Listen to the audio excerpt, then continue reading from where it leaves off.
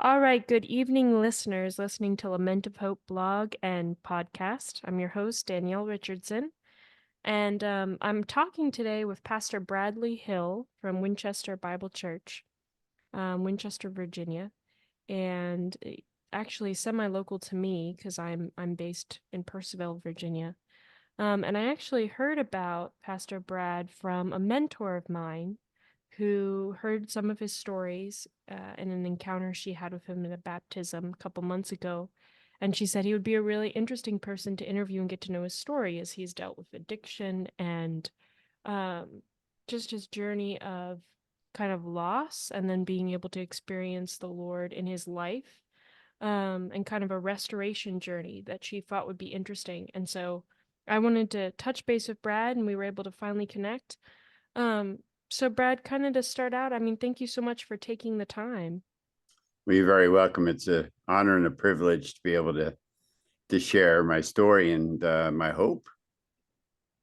I'm gonna honestly, I just, go ahead and start as if you were kind of just talking to someone that came up to you and they want to know your story. I'm sure you've shared it many times, but, what is your story? How does it start? Well, to be forthright and honest, I'm 63 years old, and I've been battling with drugs and alcohol most of my life. Okay. My story is in segments. I don't remember a lot. Um, Many years kind of fade away, and hard to recollect at times what I did. I have an image of it, and God is still restoring my mind certain times to be able to recollect on something that He wants me to see or wants me to share.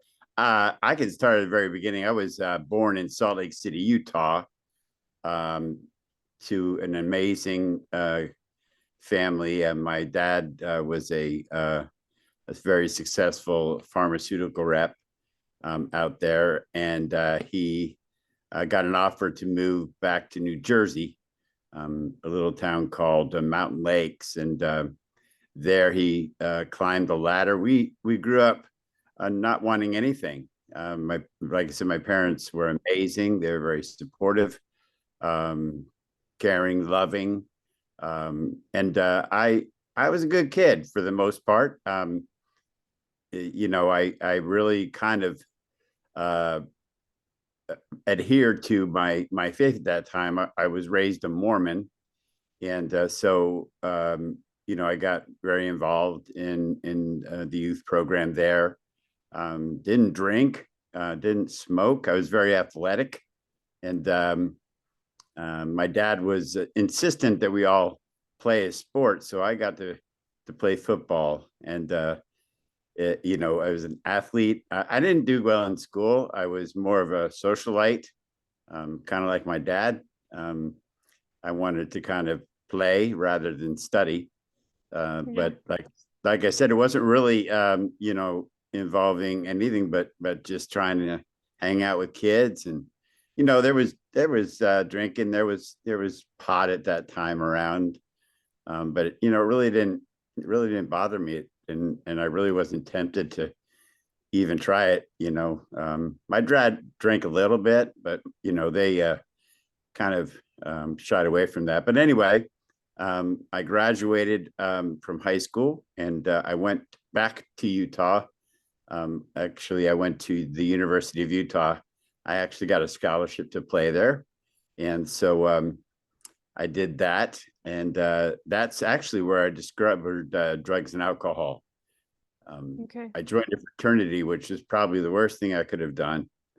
And although I really still, you know, have fond recollections of it, but that's where I discovered drinking. Um, and my first exposure to anything kind of hard was cocaine. And at that time, that was kind of like the hip drug. And Yeah. however, when I did my first line, I'll never forget it. I was in a MASH party. I don't even think you know what the movie MASH is. I do. Anyway, Yeah, I do. yeah, we all dressed up as a character, and I forget what character I was, but I'll never forget my big brother. We all had a big brother, within the fraternity. He took me up in his room, and I had that first line, and I felt like I was Superman. I was a socialite on steroids. And I'll never forget, I went down to that party and I went up to girls I never thought I would ever talk to in my life. And I was the man, and unfortunately, it's in my disposition to be susceptible to addiction. And so it really was off to the races. I graduated. I did graduate, but very, very skin in my teeth kind of thing. And my friend at the time, John Willard Marriott, his dad owned all the Marriott hotels. He got me a job out in California, my first job ever. And I was a restaurant manager. And um, I did very well, but eventually I got caught and fired. Um, and this is where it gets tough. This is where, I found myself on the street of LA. I not only did cocaine, but crack started to become popular. And then also, of course, heroin. And I did Yeah. basically anything I could get. And very, very, very addicted and homeless. Um, Did you just like the sensation of drugs, or what was the appeal for you?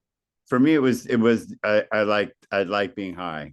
Okay. And again, I wasn't trying to hide from anything. I think we hear a lot that, addicts are hiding from like a bad childhood or, some kind of character defect or some kind of hurt.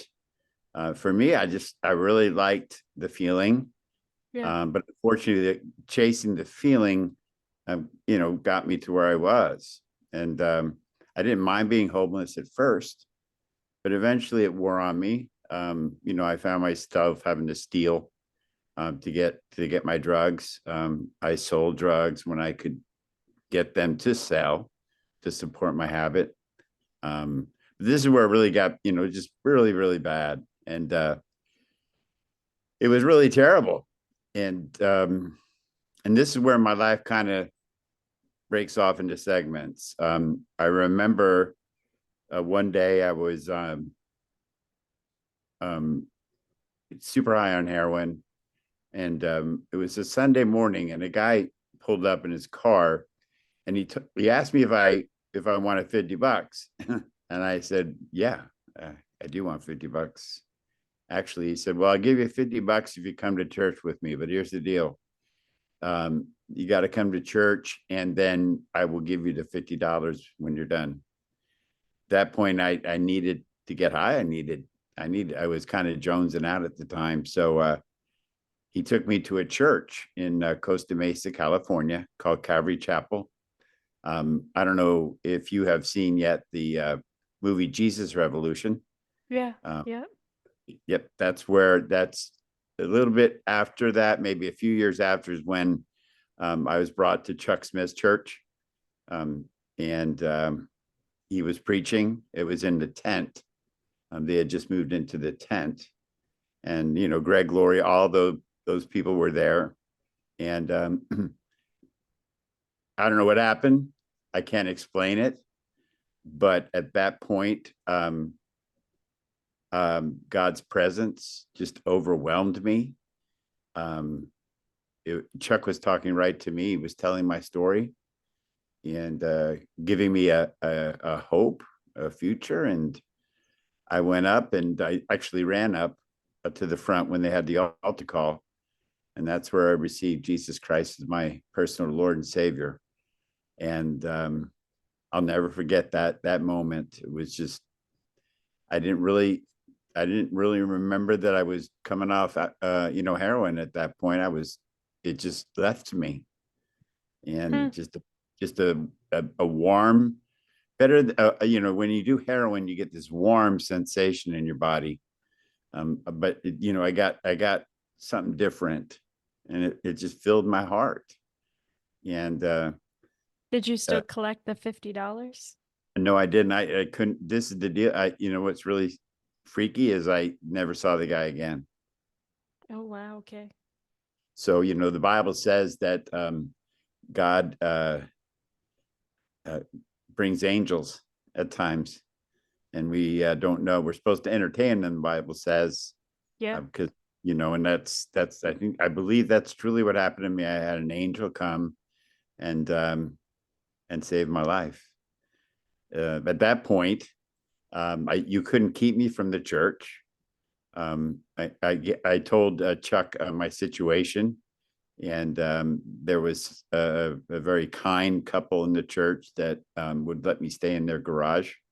Um, and I was just at the church all the time. If the doors were open, I was there. Like I said, it was during the Jesus Revolution, so it was packed all the time. Kids were around, um, and it was amazing. And so anyway, Why, you know, why do you think that so many people, do you think it was because of the time that you had all of these, young people who are exploring substances and being able to, were exploring all these new, there's all sexual revolution, all these new things happening.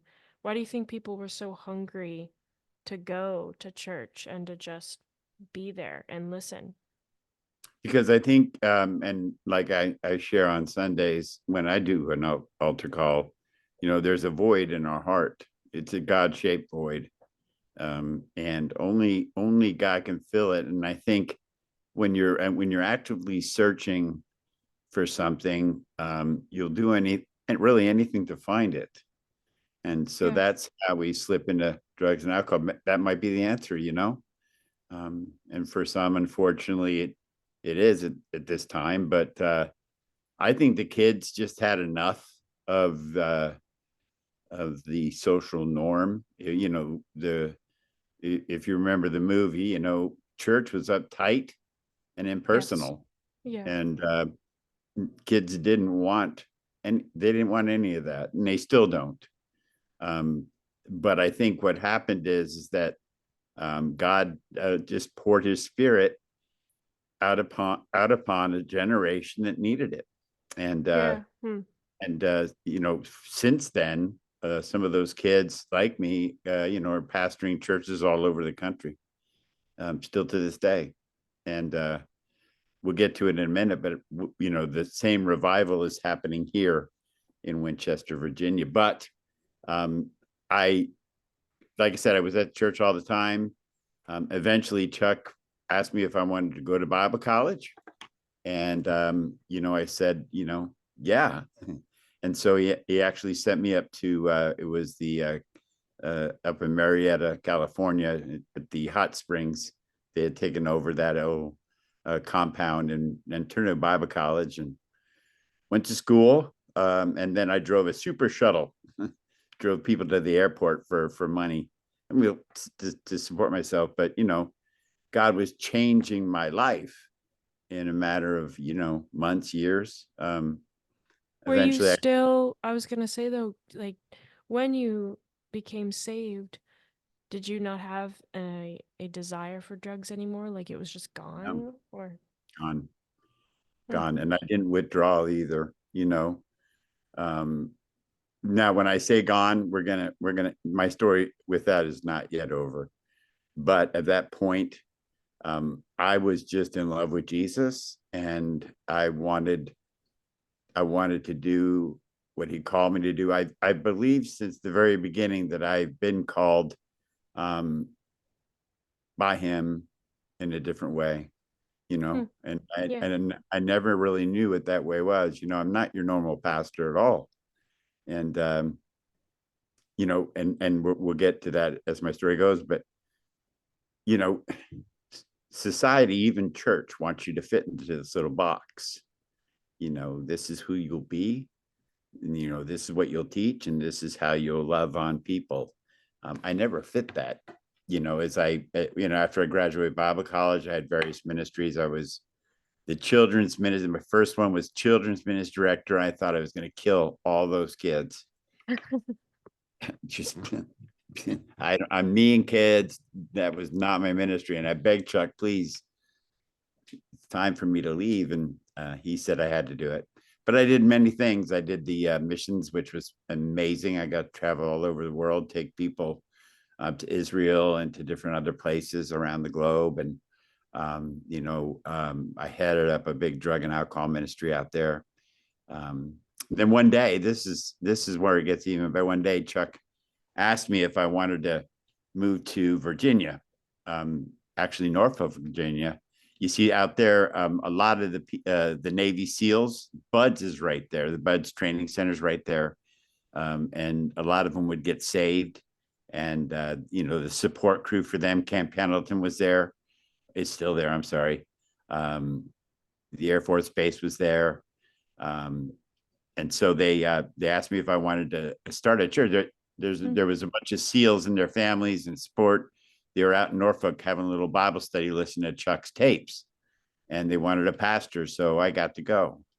And so I pastored a bunch of Navy SEALs and their families, um, And which how was many years after becoming a believer was this like 5 years this would have later? Or? been this is again. You're gonna have Lord forgive me if I lie. I'm really trying to. Oh, I don't. it's okay. It's hard. Well, I remember being in Virginia Beach. So I would have been saved in 82, no, 81.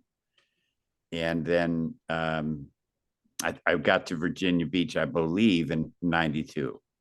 Okay. So we're there about 92. And yeah, so that was exciting and scary. A lot of times the Navy SEALs, well, they don't tell you when they're leaving, they just go. And so I'm stuck with the wives and kids and whatnot until their men get back. And it was fun. It was good. We started in a little house. We went into a strip mall, and then we moved into a bigger strip mall, and then we moved into a warehouse. And so within 3 years, we went from about 12 families to about 1,500 people. Wow. Yeah. And it was a lot real quick for me. Um, it was a lot too quick. And I think sometimes as addicts we revert to our safe place um, if things get overwhelming or Yeah. we're not able to process or handle them. And that was me at the time. I Hmm. loved Jesus. I was teaching all the time. I was busy. Um, but I really didn't have a balance, nor did I have any type of program in my life to help me. I was helping everybody else, but I wasn't helping me. And so I ended up, I'll never forget, it was one Wednesday night. I had just taught on Psalm 51, which is David's uh, uh, cry of repentance to the Lord for his sin against Bathsheba. It's an amazing, amazing chapter. It's an amazing book. Anyway, I just taught on that, and I was driving home on 264, which goes to I live by the beach, Hmm. and I saw a guy who I knew had something. Addicts know when addicts are selling drugs. I mean, we can just tell. And so I went and I I had some cocaine that night. Here I am pastoring a church of 1,500 people. I'm getting high on a Wednesday night, and then I found myself in trouble because I couldn't go down that route. So I started to. We had a lot of doctors and whatnot in our church, and I would tell them I had a back pain or my leg hurt or something, and at that point they would give me some narcotics, um, Oxycontin, whatever. And so instead of going out on the streets, I would get my drugs legally um, with the prescription, which I did. And doctor after doctor, I was getting high as I was teaching and ministering, and I'm not proud of this, but that's what happened. And I didn't think anybody could tell, um, but eventually they ended up um, removing me from my own church. Hmm. I actually got arrested um, multiple times for prescription fraud, for a fraud uttering. I was a mess. I was in jail, no bond. Um, I was actually sentenced to 6 years in prison. So that's where I went. Very public. It was very public. It was very embarrassing. It was very hard. Yeah. And I'm so guessing you must have felt like a failure. You came from this really high with the Lord, and then all of a sudden you were, I mean, not all of a sudden, but it's like, how were you feeling? Like discouragement wise, or what was your emotive reaction to all of this and like losing your church community? Like, was your church community, when you say they found out, were they, after obviously you were moved from ministry, was it, did they want to come alongside and help, or was it kind of like you were alone to figure this out? I was alone. I was alone. Well, I was alone. They wanted, again, this is where I'm going to hopefully end this beautiful story with a beautiful ending, because it has one. But at that point, no, I was alone. Um, failure, that's not, I'm not thinking about failing people. I'm thinking about failing the Lord mm, mostly. And yeah, so 6 years in prison, that was, eye opening. Again, I'm gonna share this, and I believe this was all in my heart. I think God uses everything in our life for His glory and for His good. Romans 8:28 says God works together all things for good, all things for good, and He did that throughout my life. But I learned what it was like to be alone after being a failure, after letting people down. I know what it's like to be discarded, forgotten. Um, yeah, and yeah, was pr- I what was the, prison experience like? What was that like for you? well, at first it was hard. I don't know how long your podcast is. I got stories. Let me just put it this way. I found my groove. I found, every when you're in prison, you got to kind of find a hustle.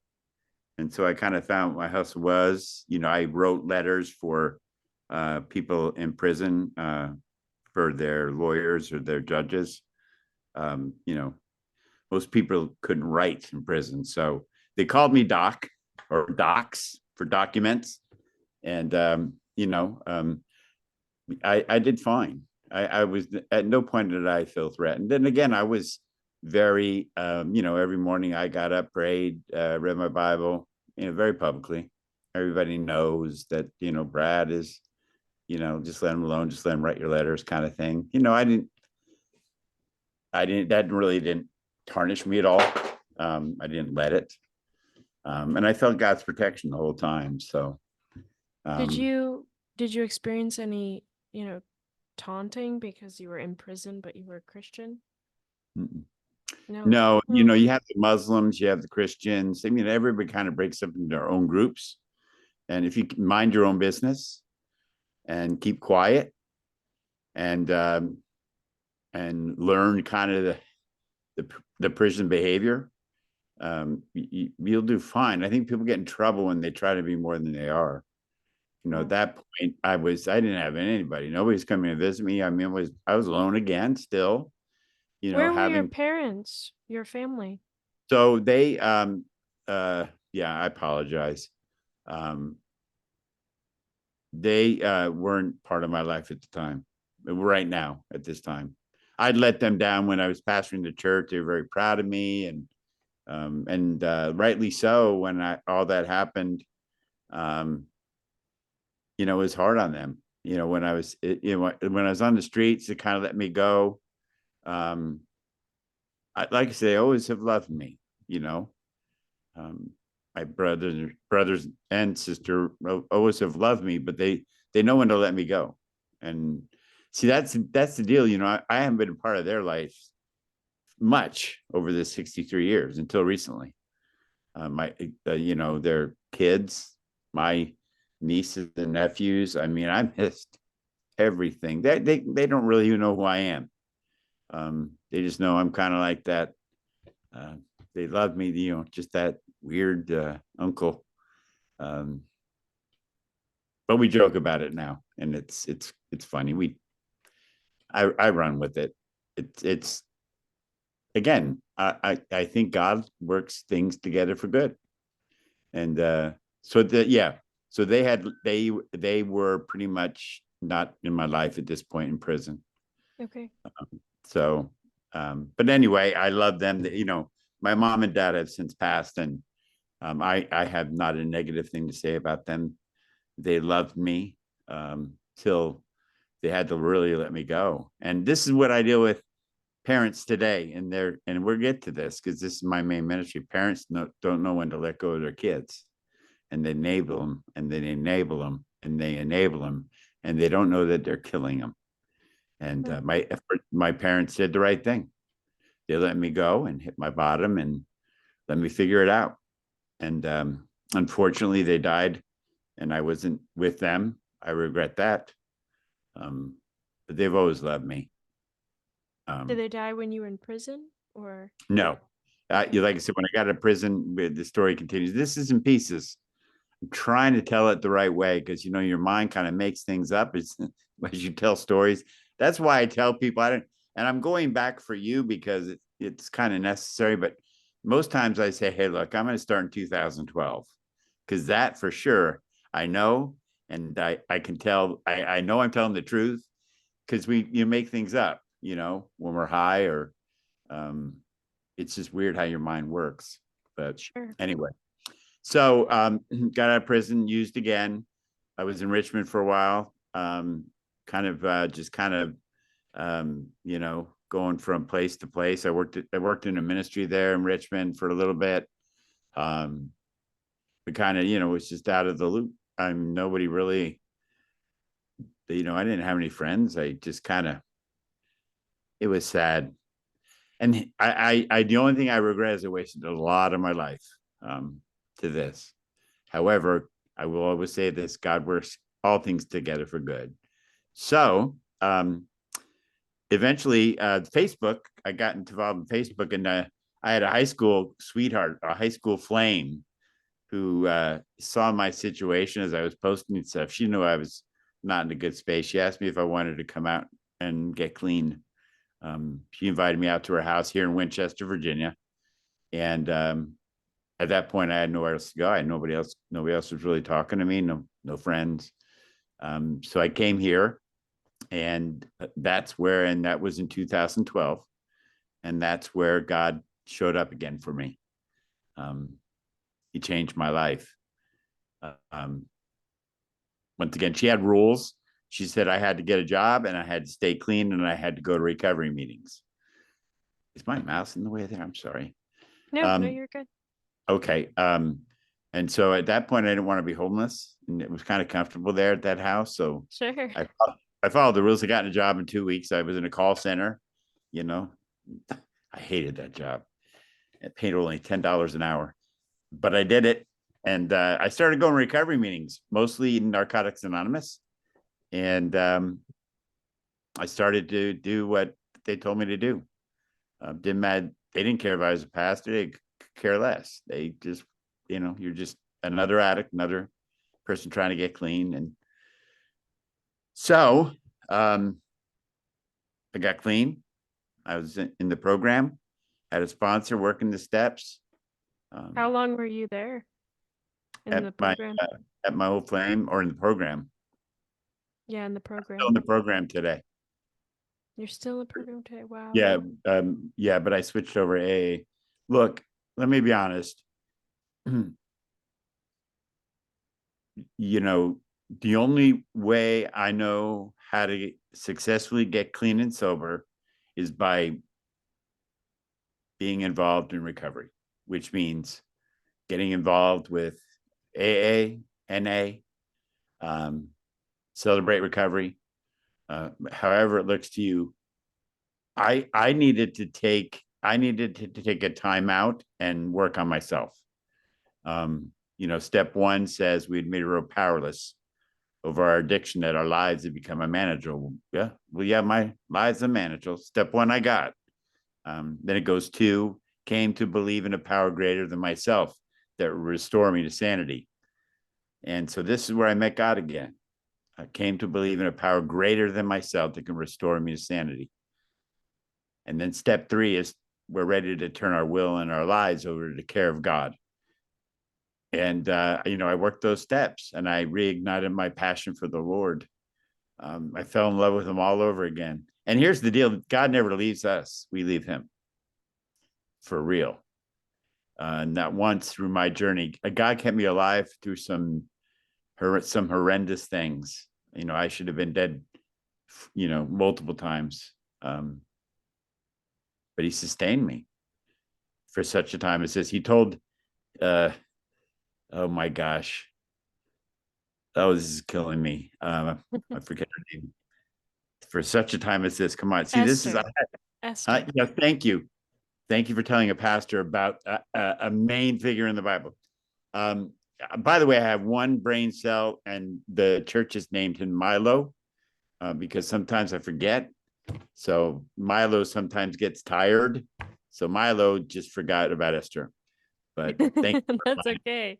I Milo. I have one for sure. Yeah. Yeah. Well, for such a time as this, I'm here. See, I had to go through everything I went through in life so that I could identify with the people I minister to. Yeah. There's no fake in my game. I mean, I've been to the lowest parts, and I've touched the devil himself at times. But God rescued me and he saved me. And, I know what it's like to be forgotten. I know what it's like to be abandoned. I know what it's like to be discarded. I know what it's like to be shamed or shamed. Uh, I know what it's like to let people down. I know what it's like to fail over and over again. I know what it's like to want to kill yourself. I know what it's like to give up, and I know what it's like to relapse. I know what it's all part of my story. And so you were saying what happened to the kids back in the day when the Jesus revolution started. They found God for real, uh, not their parents' God, not religion's God. They found their God, and you know we meet in an old abandoned United Methodist Church. It's beautiful, although, and you watch our podcast. It's a gorgeous church, but it's old. Um, we started again with a handful of people, and last Sunday, which was what? Oh, today's Monday. Milo again. Um, we were packed. We filled that old church with a bunch of recovering addicts, alcoholics, parents of alcoholics and addicts, um, just people who were curious about alcoholics and addicts. We're growing like crazy, and Hmm. and when you hear a message from me on a Sunday, it's for real stuff. It's not. It's what it's the Bible. It's called Winchester Bible Church, and I believe in the Bible 100%. But I tell people, or I help people to understand that living the life of a Christian can sometimes be hard, but it's something that if we do, we'll be blessed. And so when I get up, I actually teach about when I'm going through that week. Maybe y'all can figure it out too. But it's amazing. It's amazing. Such love. There's 2 commandments in our church: love God, love people. That's it. That's what Jesus said. Love the Lord your God with all your heart, mind, soul, and strength, and love your neighbor as yourself. He wrapped up Yeah. all the commandments into those 2. That's our saying: love God, love people. That's what we do. And you would be. Whatever. I was gonna ask though, whatever happened to the lady you were talking about who She helped you moved. Well, recover? actually, it's weird. Um, I don't know. I don't think she. Okay, so I still had a. Can I be honest? I still had a thing for her, and she didn't have a thing for me. She was trying to help me. Sure. But so eventually I moved out with a friend, and then we kind of lost touch. She got married, I remember, and then she moved to South Carolina. She's since divorced, but for some reason, I've reached out to her and I thanked her, and she hasn't really responded. I don't know what happened. I was trying to think, did I do something wrong? But I don't think so. I don't think she wanted to be a part of what I. Okay, so um, I'm divorced. I got married here in Winchester. So about 2 or 3 years later, I got married um, to what I call a normal. You're a normal. If you don't do drugs and alcohol and you don't abuse them, you're normal. But Maybe a typical, right? Maybe a no, typical you're is a not. better Well, word. you normals have problems too. You just don't see it. She was a normal. She, very successful. I mean, kind of liked what I did, but so let me tell you. So she befriended a girl that she loved to death, and she was ministering to her. She was a heroin addict. Eventually, she relapsed. She went and got her at the strip club one night, pulled her in, cleaned her up. She just loved this girl. But eventually, she overdosed and died, and that set my wife. She really didn't want to do anything more with us. And I wasn't a good husband either. So I mean, so anyway, I'm divorced, and there's just so much junk in my life that I'm still dealing with. Um, Hmm. but if you Was look at the Bible, she was she a believer as well? guys, love the Lord, still does. Yeah. Wow. But my motto is I'm dying single. That's it. She's got a. I hope she probably won't see this. She's got a boyfriend. She's living her life. And to be honest with you, I was a jerk. I was not home. I was not present. I was so involved in the ministry. I was so selfish, and it was my fault 100%. Well, 95%. She had every right to left me. I'm glad she did, because she needed to at that point. But I want her back. But I'm not going to get her back. I mean, this is the decision. These are the consequences of our bad decisions. Which Yeah.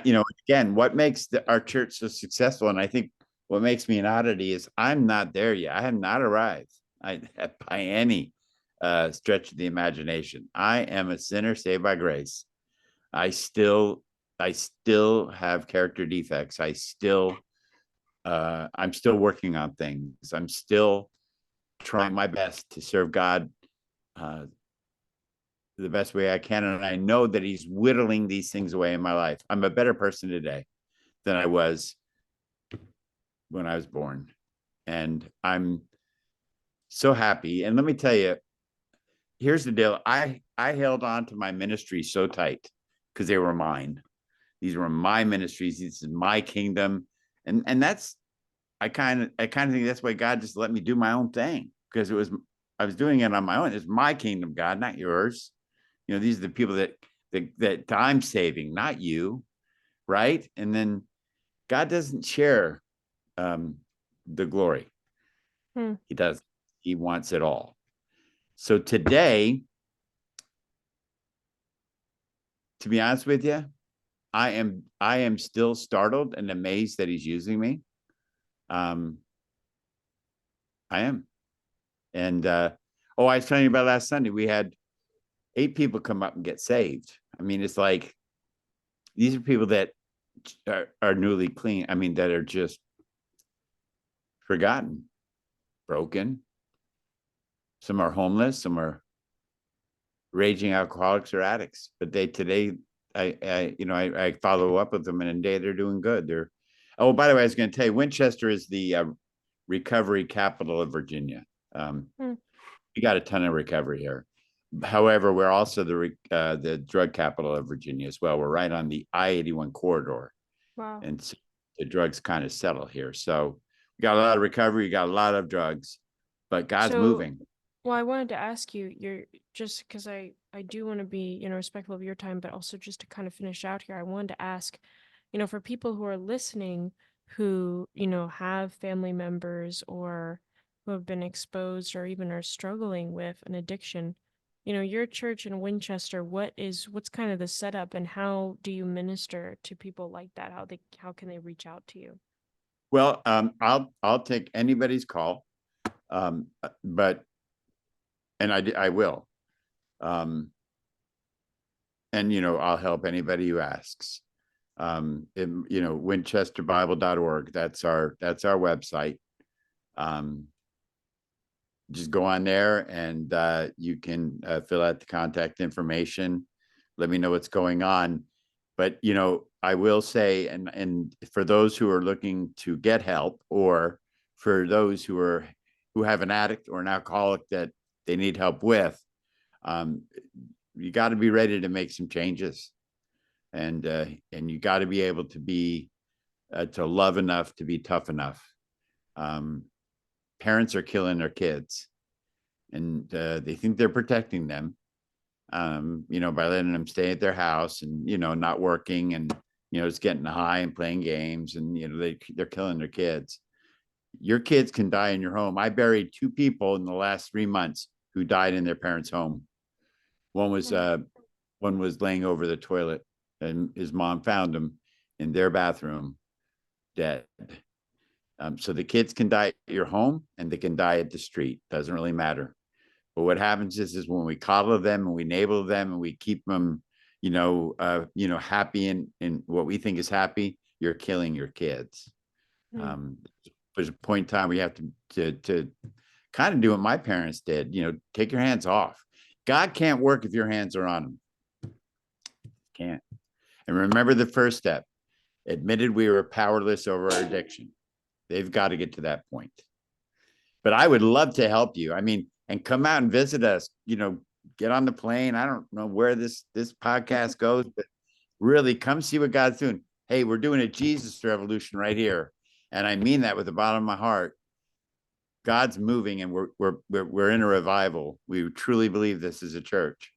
Our growth is exponential, and I have the same feeling I did back in 1982 when I got saved in that dang tent. Kids are coming and they're getting saved, and they're becoming. I just dedicated a baby of 2 addicts that were raging out alcoholic and addicts. They have their own home. They have 2 cars. They have 2 jobs. And they just had a beautiful baby. That's remarkable. That's Jesus right there. And it's Right. happening all over Winchester. And I am the remember the what's that movie with the misfit toys? It's a Christmas thing. We are the island of the misfit toys, and I'm the king um, of the misfit toys. So we are all little misfits, but please come. I would love, yeah, like I said, winchesterbible.org. You're more than welcome to post my number um, or my email address. We'll help anybody. We got a whole team here. Well, Pastor Brad, thank you so much for the time. And again, listeners, you're gonna see a link to the website. And I highly recommend, checking it out and learning more about Pastor Brad and his story. And as he said, there's so many numerous stories he could tell, and there's just not enough time in the podcast segment. But if you want to reach out to him and hear some of his stories, I'm sure he'd be glad. In fact, that how I heard about him was because he had shared a story of a mentor of mine. So, well, Pastor Brad, thank you so much for your time. I really do appreciate it. Thank you. And I'm, I'm just love Jesus. That's it. Love God, love people. That's it. That's all you have to do.